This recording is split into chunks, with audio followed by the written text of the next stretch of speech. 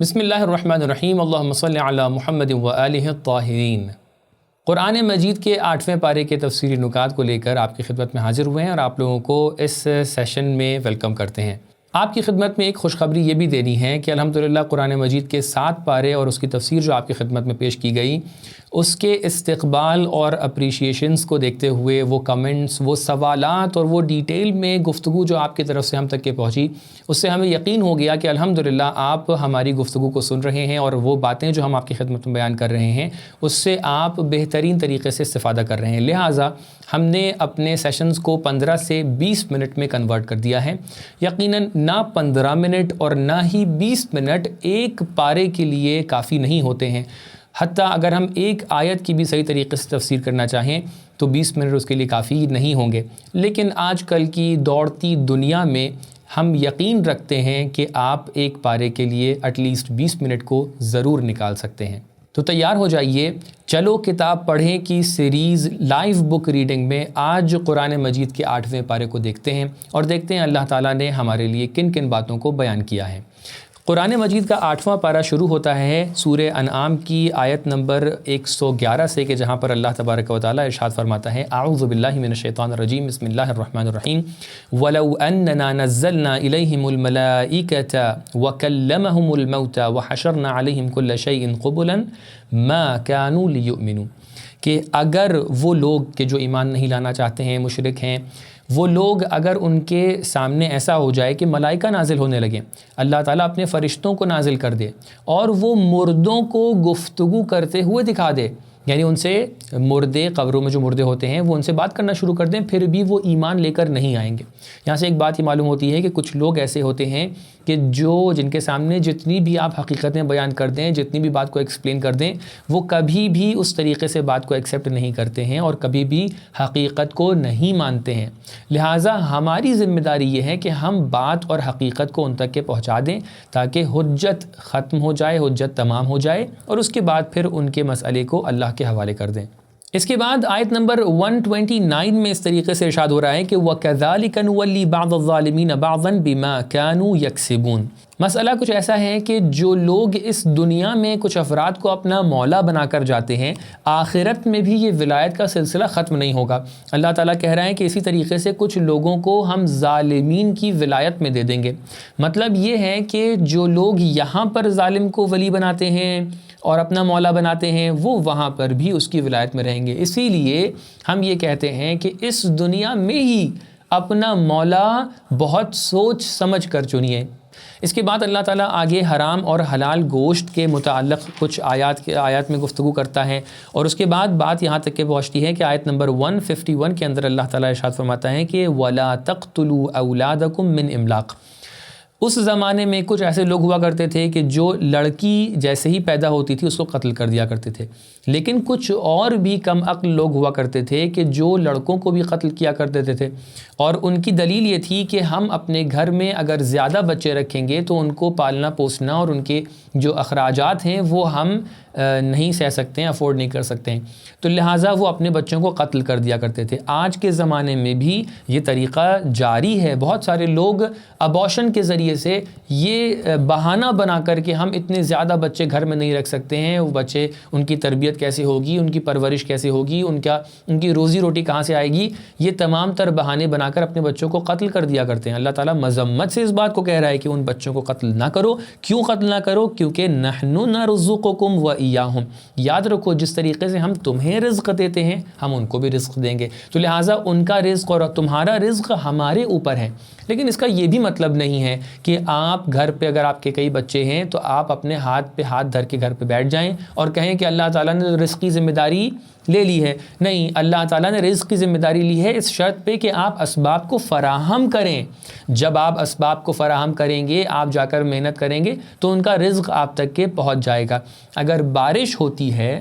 تو بارش میں وہ انسان زیادہ پانی لے پاتا ہے کہ جس نے اپنے ظرف کو، اپنے کاسے کو بارش کی طرف صحیح طریقے سے رکھا ہے، اسباب کو فراہم کیا ہے۔ جو انسان اسباب کو فراہم نہ کرے اور اپنے پیالے کو پلٹ دے تو اس کے اندر بارش کا ایک بھی قطرہ نہیں آئے گا۔ اور اس کے بعد اللہ تعالیٰ نے یہاں پر کافروں کے مختلف ایکسپیکٹیشنز کو بیان کرتے ہوئے سورہ اعراف کی شروعات کی ہے۔ سورہ اعراف جو ہے اس کے اندر ظاہر سی بات ہے خود جو اس کا نام ہے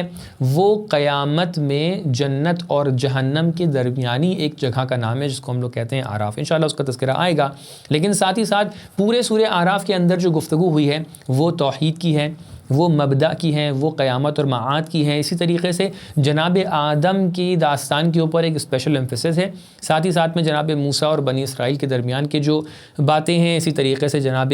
لوط اور جناب شعیب کا تذکرہ ہے اس کے اندر، اور باقی بھی کچھ باتیں یہاں پر بیان ہوئی ہیں کہ جس کے دوسرے صفحے پر ہم دیکھتے ہیں کہ جناب آدم کی داستان کو اللہ تعالیٰ بیان کرتا ہے، جہاں پر ابلیس اور شیطان کا واقعہ سامنے آتا ہے، جہاں پر یہ کہا گیا ہے کہ ابلیس نے اس طریقے سے کہا کہ قال ما منعک الا تسجد اذ امرتک قال انا خیر من کہ میں ابلیس کہ جو آگ سے بنا ہے وہ اس آدم یعنی جو کہ مٹی سے بنا ہے اس سے بہتر ہے۔ اگر ایک نارمل کانورسیشن اور ڈسکشن میں دیکھا جائے تو شاید آگ اور مٹی کا جب کمپیریزن کیا جاتا ہے تو اس کے اندر کوئی یہ نتیجہ لے سکتا ہے کہ مٹی بیٹر ہے۔ مٹی آپ کو اس کے اندر دانہ بوتے ہیں تو پیڑ بنا کر دیتی ہے، مٹی آپ کو ٹھنڈک پہنچاتی ہے، مٹی کے اندر بہت سارے فوائد ہیں، لیکن آگ کے اندر اتنے فوائد اتنے فائدے نہیں پائے جاتے ہیں۔ یا بہت سی بات یہ ہے کہ آپ مٹی اور آگ کو آپس میں برابر مانیں گے، لیکن وہاں پر شیطان نے اس چیز کو جھوٹ میں بنا کر پیش کیا، اور ساتھ ہی ساتھ شیطان کو یہ پتہ تھا کہ یہاں پر جناب آدم کی فضیلت ان کی مٹی کی وجہ سے نہیں ہے، بلکہ جناب آدم کی فضیلت اس وجہ سے ہے کہ ان کے اندر اللہ تعالیٰ نے اپنی روح پھونکی ہے، اور اسی طریقے سے جناب آدم کو علم سکھایا ہے، لہٰذا جناب آدم کی فضیلت ہے۔ لیکن پھر بھی شیطان نے ان تمام تر حقیقتوں کو نظر انداز کیا اور آ کر اپنی برتری کو بیان کیا۔ اس سے یہ معلوم ہوتا ہے کہ جب انسان تکبر اور ایگو میں مبتلا ہو جاتا ہے تو وہ کبھی کبھی غلط باتوں کو بھی صحیح کر کے پیش کرنے لگتا ہے۔ اس کے بعد والے صفحے پر اللہ تعالیٰ جناب آدم کے واقعے کو نقل کرتا ہے اور ذکر کرتے ہوئے کہتا ہے کہ جناب آدم اور حوا نے کہا کہ قالا ربنا ظلمنا انفسنا کہ ہم نے اپنے اوپر ظلم کیا۔ اسی طریقے سے بعد میں کچھ آیات کے اندر اس طریقے سے آیا ہے کہ جناب آدم نے توبہ کی، تو لہٰذا کچھ لوگ اس بات سے یہ نتیجہ نکالتے ہیں کہ کأنہ جناب آدم تو گنہگار تھے، جناب آدم تو ہم سے بھی بدتر تھے، جناب آدم کے پاس تو عصمت نہیں ہے۔ بہت سارے علماء نے بھی اس طریقے کی بات کی ہے، لیکن یہاں سے اس بات کو واضح کر دیں کہ جناب آدم ایک نبی تھے اور ان کی عصمت پر تمام علماء نے یعنی میجورٹی جو علماء کی ہیں انہوں نے اس بات کا اقرار کیا ہے۔ تو یہاں پر پھر بات کس بارے میں ہو رہی ہے؟ بات اصل میں کچھ اس طریقے سے ہے کہ کبھی کبھی ایک گناہ ہوتا ہے جو مطلق طور پہ گناہ ہوتا ہے، وہ ایسے ہوتا ہے جیسے آپ فرض کیجئے کہ ربا کھانا، ربا کا پیسہ کھانا حرام ہے، اب یہ سب کے اوپر حرام ہے، لیکن کبھی کبھی کچھ گناہ ہوتے ہیں جو کمپیریٹیو ہوتے ہیں، وہ گناہ نہیں کہلاتے ہیں بلکہ وہ ترک اولا کہلاتے ہیں۔ آپ فرض کیجئے کہ ایک انسان ہے کہ جو بہت ہی عام انسان ہے، اگر وہ سڑک پر بیٹھ کر کھانا بھی کھائے تو اس میں کوئی حرج نہیں مانا جاتا ہے، لیکن اگر فرض کیجئے کہ کوئی ایک منتری ہیں، کوئی ایک پریسیڈنٹ ہیں، وہ آ کر سڑک پہ بیٹھ کے کھانا کھانے لگیں، یا فرض کیجئے ایک بہت بڑے عالم ہیں وہ سڑک پہ بیٹھ کے کھانا کھانے لگیں، تو ان کو کہا جائے گا کہ آپ نے بہت برا کام کیا، آپ نے گناہ کر دیا ہے۔ لہٰذا کبھی کبھی ہوتا ہے کہ کچھ کام ایسے ہوتے ہیں کہ جو غلط نہیں ہوتے ہیں، لیکن یہ ہے کہ بیٹر تھا کہ یہ کام انجام نہ پائیں۔ لہٰذا جناب آدم سے جو انسٹرکشنز ان کو دیے گئے تھے اللہ تعالیٰ کی طرف سے، وہ یہ تھا کہ آپ بیٹر یہ کہ ان کاموں کو انجام نہ دیجئے، کیونکہ اس ٹائم تک کہ تو ابھی شریعت بنی ہی نہیں تھی، لہٰذا حلال اور حرام کا تصور نہیں تھا، لیکن جناب آدم نے وہ چیز کہ جو ان کے لیے بیٹر نہیں تھا اس کو انجام دے دیا۔ لہٰذا یہاں پر ایک بیٹر اور گڈ کا ایک کمپیریزن تھا کہ جناب آدم نے بیٹر کو کیا کر دیا، نیگلیکٹ کر دیا اور اس کو انجام نہیں دیا۔ لہٰذا اللہ نے اس کی سزا ان کو دی کہ آپ اتنی بڑی پوزیشن پہ ہوتے ہوئے کیسے ایک اچھی چیز کو دور کر سکتے ہیں، رد کر سکتے ہیں، چھوڑ سکتے ہیں۔ لہٰذا وہ لوگ جو پلٹ کر یہ کہتے ہیں کہ اگر جناب آدم نے وہ پھل نہ کھایا ہوتا تو جناب آدم کو جنت سے نہ نکالا گیا ہوتا اور جناب آدم زمین پر نہ آئے ہوتے اور ہم بھی آج کو جنت میں رہ رہے ہوتے، ہمیں اتنی پریشانیاں نہ جھیلنی پڑ رہی ہوتی، وہ سب یہ جان لیں چاہے جناب آدم نے وہ پھل کھایا ہوتا چاہے نہ کھایا ہوتا، انسانوں کی خلقت کا ایک مقصد تھا، وہ مقصد بغیر امتحان اور ابتلا کے کمپلیٹ نہیں ہو سکتا تھا، کیونکہ انسان کے پاس اختیار دیا گیا ہے اور اختیار کے امتحان کے لیے اس کو ایک فیلڈ کی ضرورت ہے اور یہ دنیا اس کی فیلڈ ہے۔ لہٰذا انسان ایگزامینیشن کے لیے اس دنیا میں آنا تھا انسان کو، چاہے جناب آدم یہ پھل کھاتے چاہے نہ کھاتے۔ اس کے بعد والی آیت میں اللہ تعالیٰ ارشاد فرماتا ہے کہ ہم نے جناب آدم اور ان کے بچوں کے لیے لباس نازل کیے، اور یہ لباس اس لیے نازل کیے کہ وہ اپنے بدنوں کو چھپا سکیں، نہ کہ اپنے بدن کو دکھا سکیں۔ آج کل لوگ لباس پہنتے ہیں تاکہ اپنے بدن کو دکھا سکیں، وہ اپنے جینز اور پینٹس کو پھاڑ دیتے ہیں تاکہ اپنے پیروں کو دکھا سکیں، وہ اپنے شرٹس کو ایسے پہنتے ہیں تاکہ اپنے بدن کو نمائش اس کی دکھا سکیں۔ لہٰذا یہ جان لیں کہ لباس بدن چھپانے کے لیے ہے، نہ کہ بدن کو دکھانے کے لیے۔ لیکن اللہ تعالیٰ نے اس سے بڑھ کر ایک بات کہہ دی ہے کہ وہ لباس التقویٰ ذالک خیر، کہ تقویٰ کا لباس جو ہے وہ ان تمام تر لباسوں سے بیٹر ہے۔ تقوی کے لباس کو کیسے پہنتے ہیں؟ تقوی کا لباس آپ کے بدن کا نہیں بلکہ آپ کی روح کا ہے، آپ کے اسپرٹ کا ہے، آپ کی سول کا لباس ہے۔ کیسے پہنتے ہیں اس تقوی کے لباس کو؟ امام باقر علیہ السلام اس طریقے سے ارشاد فرماتے ہیں کہ تقوی کے لباس میں سے ایک لباس لباس عفت ہے۔ آپ کیسے لباس پہنتے ہیں؟ کبھی کبھی آپ جینز پہنتے ہیں تو کبھی کرتا پاجامہ پہنتے ہیں نا، کبھی کبھی عورتیں فرض کیجئے کسی ایک طریقے کا لباس پہنتی ہیں، کبھی کبھی کسی ایک طریقے کا لباس پہنتی ہیں، تو لباس الگ الگ ہوتے ہیں۔ لباس التقویٰ کے اندر بھی بہت سارے لباس ہیں، ان میں سے ایک لباس لباس عفت ہے۔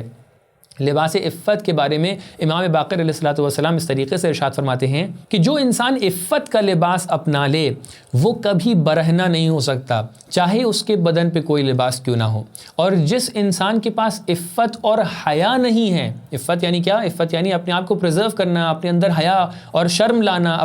اپنا احترام کروانا۔ جس انسان کے پاس عفت کا لباس نہیں ہے وہ ہمیشہ برہنہ ہے، چاہے اس کے بدن کے اوپر لباس کیوں نہ ہو۔ کتنی بہترین حدیث ہے کہ جو ہمیں آ کر لباس التقویٰ کا معنی سمجھاتی ہے۔ اس کے بعد اللہ تعالیٰ سورہ اعراف کی آیت نمبر 31 کے اندر ارشاد فرماتا ہے کہ تمام تر نعمتوں سے استفادہ کرو، کلو وشربو، کھاؤ پیو، لیکن ولا تسرفو، کھانے اور پینے سے منع نہیں کیا ہے، لیکن آپ جس چیز کو نہیں کھا سکتے ہیں اس کو اپنی پلیٹ میں نہ نکالیں، جس چیز کو یوز نہیں کر سکتے ہیں اس کو اپنے گھر میں نہ لے کر آئیں، تاکہ آپ کھائیں اور پئیں اور اللہ کے رزق سے استفادہ کریں، بہترین فائدہ اٹھائیں، بینیفٹ اٹھائیں، لیکن اس کو ویسٹ نہ کریں، کیونکہ اللہ تعالیٰ ویسٹ کرنے والوں کو بالکل بھی پسند نہیں کرتا ہے۔ انہ لا يحب المسرفین۔ اس کے بعد آگے ڈسکشن بڑھتے ہوئے پہنچتے ہیں ایک ایسی جگہ پر جہاں پر اللہ تعالیٰ ارشاد فرماتا ہے آیت نمبر 44 میں کہ وَنَادَى أَصْحَابُ الْجَنَّةِ أَصْحَابَ النَّارِ أَنْ قَدْ وَجَدْنَا مَا وَعَدْنَا رَبُّنَا حَقًّا فَهَلْ وَجَدْتُم مَّا وَعَدَ رَبُّكُمْ حَقًّا۔ کتنی اچھی گفتگو ہے کہ جنت میں سے کچھ افراد اس چیز کی آواز لگائیں گے کہ ہمیں جن چیزوں کا وعدہ کیا گیا تھا وہ سب چیزیں مل گئی ہیں، کیا آپ کو بھی وہ چیزیں مل گئی ہیں جن کا وعدہ آپ کو کیا گیا تھا؟ تو یہاں پر روایات کے اندر کہا گیا ہے کہ وہ فرد کے جو جنت سے اس آواز کو لگائیں گے وہ فرد کوئی اور نہیں بلکہ امام علی ابن ابی طالب علیہ السلام ہوں گے۔ اور اس کے بعد گفتگو یہاں تک کہ پہنچتی ہے کہ اعراف کا تذکرہ شروع ہو جاتا ہے۔ اعراف تو آپ کو یاد ہوگا، اعراف جنت اور جہنم کے درمیان کی ایک ایسی جگہ ہے کہ جو کچھ لوگوں کے لیے سخت ہو سکتی ہے، کچھ لوگوں کے لیے آسان ہو سکتی ہے۔ وہ لوگ کہ جو اپنے ایمان میں بالکل خالص ہیں اور ان کے گناہ بالکل نہیں ہیں، وہ لوگ اعراف سے جنت کا راستہ بہت آسانی سے طے کر لیں گے، اور وہ لوگ کہ جن کے پاس گناہ ہیں اگرچہ وہ اچھے لوگ ہیں، ان کو جنت تک کے پہنچنا ہے، لیکن وہ اعراف کے راستے کو آسانی سے طے نہیں کر پائیں گے، بلکہ اعراف میں ان کو بہت مشکلات پیش آئیں گی۔ لیکن اب کیا ہوگا؟ اسی اعراف پہ جب وہ لوگ پھنسے ہوں گے اور ان کو چلنے میں اور جنت کی طرف جانے میں مشکلات پیش آ رہی ہوں گی، پریشانیاں پیش آ رہی ہوں گی، تو وہاں پر کچھ لوگ آئیں گے، وَعَلَى الْأَعْرَافِ رِجَالٌ، وہاں پر کچھ مرد آئیں گے۔ حدیث میں اس طریقے سے آیا ہے کہ یہ مرد وہی اہل بیت علیہ السلام اور ائمہ طاہرین علیہ السلام ہے کہ جو اعراف پر آئیں گے اور دیکھیں گے کہ ان کے اہل بیت، ان کے چاہنے والوں میں سے، ان کے شیعہ حضرات میں سے، ان کے فالوورز میں سے کچھ ایسے ہیں کہ جن کا کوئی گناہ نہیں ہے، کوئی خطا نہیں ہے، اور وہ لوگ آرام سے جنت کی طرف چلے جا رہے ہیں۔ لیکن کچھ اور ایسے ہیں کہ جو ہیں تو آپ کے چاہنے والے، ہیں تو آپ کے پیروکار، ہیں تو آپ کے شیعہ، لیکن ان کے گناہ اتنے زیادہ ہیں کہ وہ آگے نہیں بڑھ پاتے ہیں۔ اللہ سے دعا کرتے ہیں کہ اللہ تعالیٰ ہمیں ان لوگوں میں سے قرار دے کہ جو ہم اپنے ائمہ اور اہل بیت علیہ السلام کو سرخرو کر سکیں، نہ کہ روز قیامت اور روز اعراف ہم ان لوگوں میں پھنس جائیں کہ جہاں پر ائمہ طاہرین علیہ السلام کو آ کر ہماری مدد کرنا پڑے۔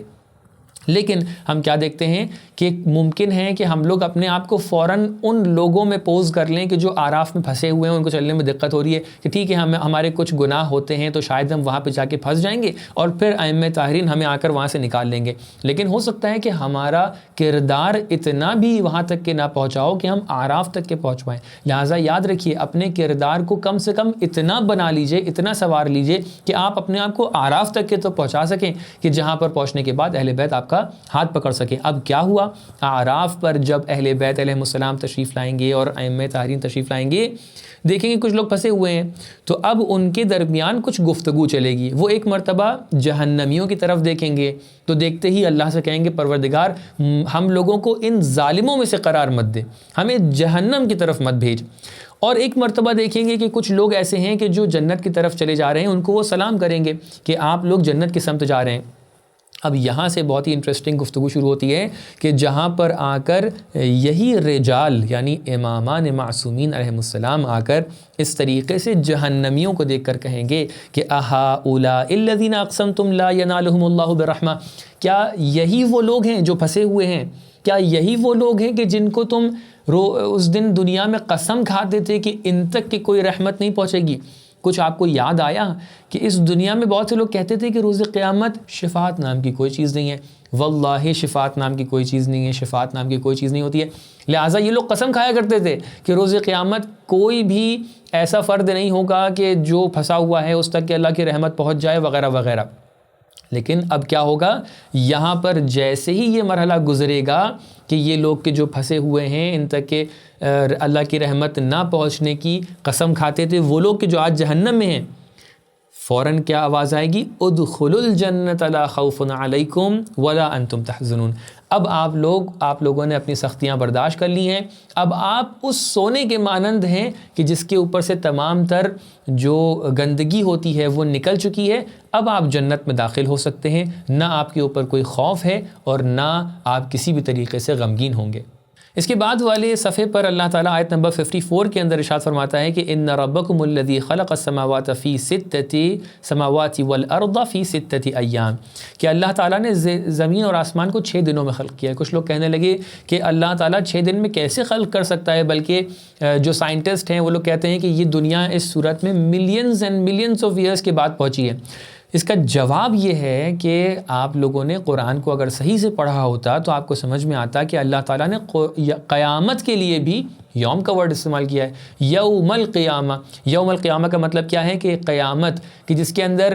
7 بلین جو اس وقت زندہ ہیں اور کتنے گزر چکے ہیں اور کتنے بعد میں آئیں گے، یہ سب کے سب افراد اس دن آ کر اپنا حساب و کتاب کروائیں گے. آپ بتائیے کیا ایک دن کے اندر حساب و کتاب کمپلیٹ ہو جائے گا؟ بالکل نہیں ہوگا. اس کا مطلب یہ ہے کہ ایک دن کی بات نہیں ہو رہی ہے، ایک دور کی بات ہو رہی ہے جس کے اندر ممکن ہے ملینز آف ایئرز ہوں. تو لہٰذا یہاں پر بھی زمین اور آسمان 6 دن میں نہیں 6 دور میں خلق ہوا ہے جس کے اندر ممکن ہے ملینز آف ایئرز ہو. یہ تذکرہ کرتے کرتے ہم لوگ پہنچتے ہیں یہاں پر کہ جہاں پر جناب لوط کا تذکرہ ہو رہا ہے. آپ کو پتہ ہے جناب لوط ایک پیغمبر تھے اور ان کی قوم جو تھی وہ بہرحال اس زمانے میں ایک ایسے عمل اور ایک ایسے غلط عمل کے اندر مبتلا تھی کہ جو کسی بھی طریقے سے اللہ تعالیٰ کے لیے پسندیدہ عمل نہیں تھا. اور جناب لوط بار بار ان لوگوں کو منع کرتے تھے، بار بار ان لوگوں سے کہتے تھے کہ آپ لوگ اللہ کے راستے پر چلے آئیں. جناب لوط کے پاس فرشتے بھی آئے وغیرہ وغیرہ. لیکن یہاں پہ جو انٹرسٹنگ پوائنٹ ہے وہ یہ ہے کہ جناب لوط کے بارے میں اللہ تعالیٰ ارشاد فرما رہا ہے کہ فَأَنْجَيْنَاهُ وَأَهْلَهُ إِلَّا امْرَأَتَهُ كَانَتْ مِنَ الْغَابِرِينَ، کہ جب اللہ تعالیٰ نجات دینے کے لیے آئے تو اللہ تعالیٰ نے جناب لوط کو اور ان کے گھر والوں کو نجات دی، لیکن ان کی زوجہ کو نجات نہیں دی. بہت ہی تعجب والی بات ہے کہ جناب لوط کی زوجہ کو دیکھتے ہیں، حالانکہ اگر ہم لوگ جا کر تاریخی فیکٹس کو دیکھیں تو سمجھ میں آتا ہے کہ جناب لوط کی زوجہ نے کیا غلطیاں کی تھیں. ان کی ایک غلطی یہ تھی کہ وہ اپنے گھر میں مہمانوں کو آنا پسند نہیں کرتی تھیں. ان کی دوسری غلطی یہ تھی کہ وہ اپنے شوہر کی رازدار نہیں تھیں، یعنی اپنے گھر میں جب ان کے یہاں فرشتے نازل ہوئے تو انہوں نے فوراً جناب لوط کے دشمنوں کو یہ خبر دے دی. اور اسی طریقے سے ان کی بہت سی دوسری غلطیاں بھی تھیں. اسی طریقے سے ہم دیکھتے ہیں جناب نوح کہ جب پوری دنیا میں پانی چھا گیا اور جناب نوح نے اپنی کشتی بنائی اور کہا سب لوگ کشتی پر سوار ہو جائیں، تو جناب نوح کے ساتھ ان کے بیٹے اور ان کی زوجہ سوار نہیں ہوئیں. اس سے ہمیں یہ سمجھ میں آتا ہے کہ کسی کا زوجہ بن جانا یہ اس کی نجات کا باعث نہیں ہے. ہو سکتا ہے کوئی رشتہ دار ہو، کوئی زوجہ ہو، لیکن وہ اچھی نہ ہو. ایک نبی کی زوجہ ہے وہ اچھی نہیں ہے. ایک امام کے بیٹے ہو سکتے ہیں جعفر کذاب، لیکن وہ غلط راستے پر جا سکتے ہیں. یا مثال کے طور پہ فرض کیجئے بہت سارے ایسے مقامات ہیں جہاں پر ایک غلط فرد کی زوجہ بہترین زوجہ ہیں. جو فرعون کی زوجہ جناب آسیہ بہترین زوجہ ہیں. تو لہٰذا اس بات سے یہ سمجھ میں آتا ہے کہ رشتے انسان کی خون کے بنا پر نہیں ہوتے ہیں.